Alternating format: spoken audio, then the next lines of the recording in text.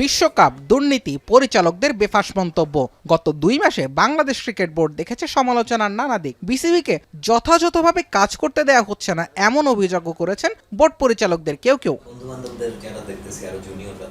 এখন টিভির সঙ্গে আলোচনায় বিসিবি পরিচালক রাহাত শামস অবশ্য জানিয়েছেন, বাইরের নানা চাপকে কাজের চ্যালেঞ্জ হিসেবেই দেখছেন বোর্ড কর্তারা। স্বাভাবিক কোনো চ্যালেঞ্জ, এটা স্বাভাবিক চ্যালেঞ্জ। এই চ্যালেঞ্জ এক্সটার্নাল চ্যালেঞ্জ আসবে, ইন্টারনাল চ্যালেঞ্জ থাকবে।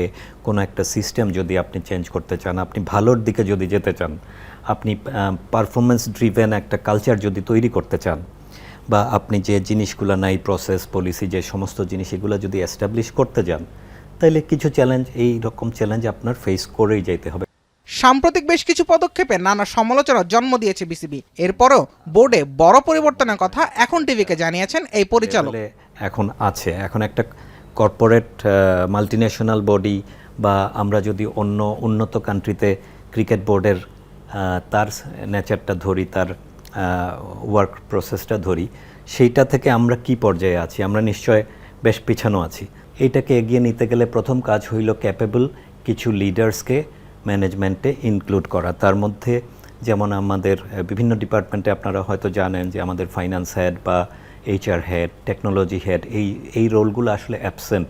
নির্বাচিত সরকার এলে কি বদলে যাবে বোর্ডের চিত্র?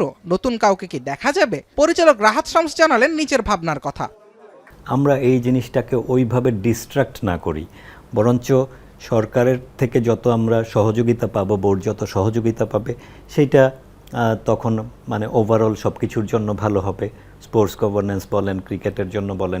রাজনৈতিক হাওয়া বদলের সঙ্গে বিসিবির চরিত্র আর চেয়ার বদলেছে বারবার। রাহাত শামস অবশ্য আশা করেন নতুন সরকারের পূর্ণ সহযোগিতা পাবে বোর্ড। জুবায়ের আহমেদ, এখন, ঢাকা।